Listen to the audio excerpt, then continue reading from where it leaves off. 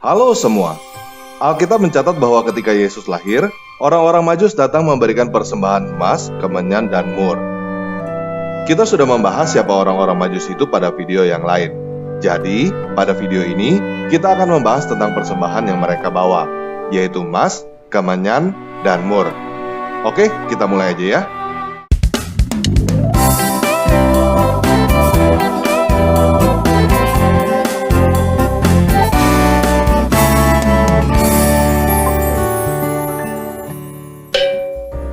Nah, persembahan yang pertama adalah emas. Emas mempunyai sifat tahan karat dan tidak gampang bereaksi dengan bahan kimia. Oleh sebab itu, emas bisa ditemukan dalam bentuk logam di alam bebas.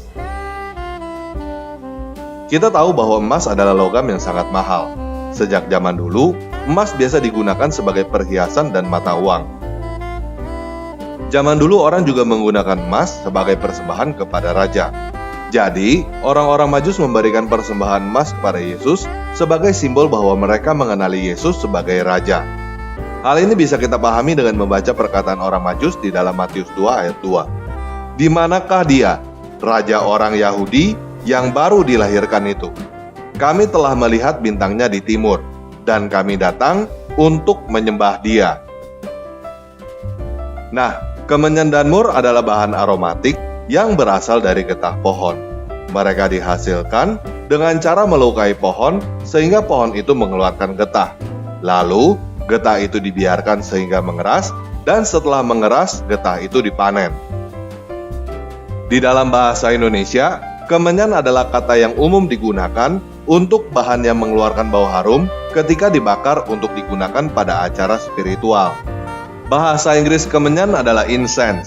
Tetapi, kemenyan yang dimaksud Alkitab pada kisah orang Majus, bahasa Inggrisnya adalah frankincense, atau yang dikenal dengan nama lain olibanum. Kata frankincense berasal dari kata frank dan incense. Incense artinya kemenyan atau dupa atau ukup, sedangkan frank berasal dari bahasa Prancis yang artinya mulia atau murni. Kata olibanum mempunyai akar kata yang sama dengan Libanon yang mempunyai arti putih.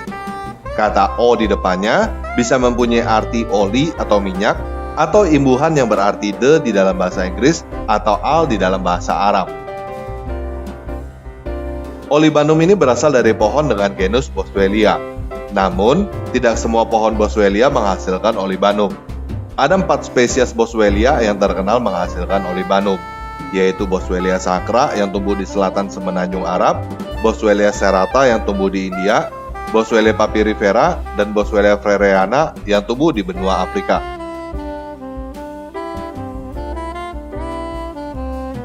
Indonesia juga menghasilkan kemenyan, tetapi kemenyan Indonesia berasal dari pohon dengan genus Styrax. Jadi, kemenyan Indonesia berbeda dengan kemenyan yang diberikan oleh orang Majus kepada Yesus. Kemenyan yang diberikan kepada Yesus kemungkinan adalah olibanum yang berasal dari pohon Boswellia serrata di India. Nah, kalau kita mendengar kata kemenyan, setidaknya terlintas kata dukun. Dukun biasanya membakar kemenyan untuk acara spiritual. Di dalam kekristenan, saya belum pernah menemukan ada Kristen Protestan yang menggunakan kemenyan untuk acara keagamaan. Tetapi, yang saya tahu, Kristen Katolik dan Kristen Ortodoks sudah menggunakan kemenyan sejak lama sampai sekarang. Alkitab mencatat bahwa para imam di dalam Perjanjian Lama sudah menggunakan kemenyan sejak zaman Musa. Hal ini bisa kita baca di dalam Imamat 2 ayat 1. Apabila seseorang hendak mempersembahkan persembahan berupa korban sajian kepada Yahweh, hendaklah persembahan itu tepung yang terbaik, dan ia harus menuangkan minyak serta membubuhkan kemenyan ke atasnya. Selain untuk upacara keagamaan atau spiritual, olibanum juga digunakan untuk aromaterapi. Konon katanya bisa meringankan berbagai penyakit pernafasan. Nah, kenapa orang Majus mempersembahkan kemenyan kepada Yesus? Jawaban untuk keimanan adalah karena sudah dinubuatkan di dalam Yesaya 60 ayat 6. Sejumlah besar unta akan menutupi daerahmu, unta-unta muda dari Midian dan Eva. Mereka semua akan datang dari Sheba, akan membawa emas dan kemenyan serta memberitakan perbuatan masyhur Yahweh. Namun jawaban yang lebih analitis adalah karena kemenyan berhubungan dengan simbol spiritual. Saya tidak tahu apakah orang-orang Majus itu memberikan kemenyan begitu aja atau membakar kemenyan itu di depan bayi Yesus. Jika mereka memberikan kemenyan begitu aja, kemungkinan mereka mengidentifikasi Yesus sebagai imam. Mereka berharap suatu saat nanti Yesus yang akan membakarnya. Tetapi, jika mereka membakar kemenyan itu di depan bayi Yesus, kemungkinan mereka mengidentifikasi Yesus sebagai titisan dewa. Menurut teman-teman, bagaimana cara orang-orang Majus itu mempersembahkan kemenyan kepada Yesus? Apakah mereka memberikan kemenyan begitu aja, atau mereka membakar kemenyan itu di depan Yesus? Silakan teman-teman pause video ini sekarang, dan tulis pendapat teman-teman di kolom komentar video ini ya. Nah, mur adalah bahan aromatik dari getah pohon juga. Namun, berasal dari genus pohon yang berbeda, yaitu genus Commiphora, sejenis pohon yang berduri. Mur sudah digunakan sejak lama untuk parfum, dupa, dan obat. Mur juga terkadang dicampur dalam minuman sebagai perasa dan penghilang rasa sakit. Kata mur berasal dari bahasa Aram yang artinya pahit. Kalau teman-teman mau membeli mur di toko online, teman-teman tidak akan menemukannya dengan kata kunci mur. Karena kalau teman-teman masukkan kata kunci mur, M-U-R, maka teman-teman akan menemukan mur pasangannya baut. Jadi, teman-teman harus mencarinya dengan kata kunci mir, M-Y-R-R-H. Nah, kemenyan konotasinya adalah dupa, sedangkan mur konotasinya adalah parfum. Perjanjian Lama mencatat penggunaan mur, di antaranya Mazmur 45 ayat 8. Segala pakaianmu berbau mur, gaharu, dan cendana. Dari istana gading, permainan kecapi menyukakan engkau. Amsal 7 ayat 17. Pembaringanku telah kutaburi dengan mur, gaharu, dan kayu manis. Kidung Agung 4 ayat 14. Narwastu dan kunyit, tebu dan kayu manis, dengan segala macam pohon kemenyan, mur, dan gaharu, beserta berbagai rempah yang terpilih.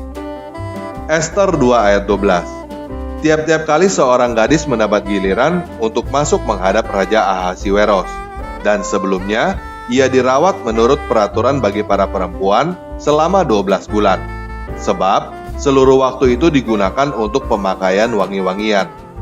6 bulan untuk memakai minyak mur, dan 6 bulan lagi untuk memakai minyak kasai, serta lain-lain wangi-wangian perempuan. Selain itu, mur juga disebut sebagai balsem dari Gilead pada Yeremia 8 ayat 22. Tidak adakah balsem di Gilead? Tidak adakah tabib di sana? Mengapakah belum datang juga kesembuhan luka putri bangsaku?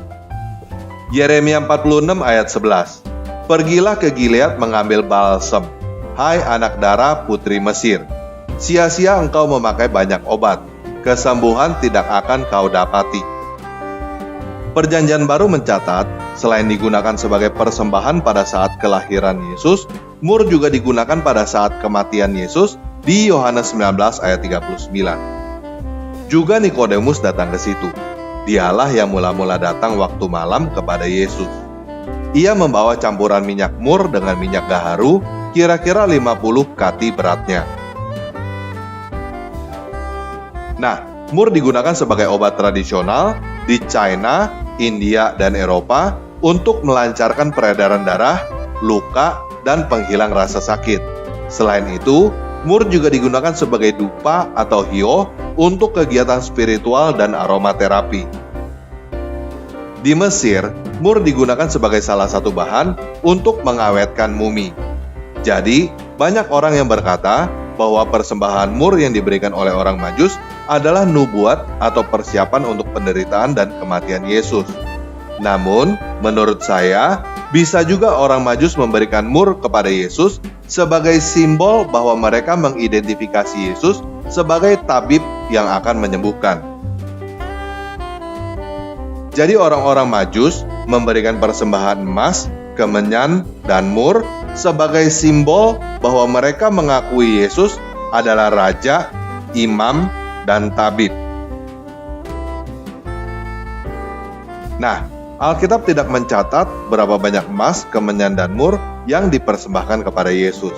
Dan saya tidak tahu berapa harga emas, kemenyan, dan mur pada zaman Yesus. Tetapi, pada saat video ini dibuat, harga 100 gram emas kurang lebih 6.000 US dollar atau 85 juta rupiah. Harga 100 gram olibanum kualitas rendah kira-kira 65.000 rupiah. Dan harga 100 gram mur dari Yemen sekitar 200.000 rupiah. Yohanes 16 ayat 39 mencatat, Nikodemus membawa 50 kati campuran minyak mur dan gaharu. Harga minyak mur 500 ml di toko online kira-kira 1,5 juta. Harga minyak gaharu kurang lebih sama. Berat jenis minyak mur kurang lebih 1 gram per mililiter dan 1 kati adalah 500 gram. Jadi, harga 500 gram atau 1 kati campuran minyak mur dan gaharu kurang lebih 1,5 juta rupiah. Jadi, total nilai 50 kati yang dibawa oleh Nikodemus kira-kira 75 juta rupiah, kurs Desember 2021.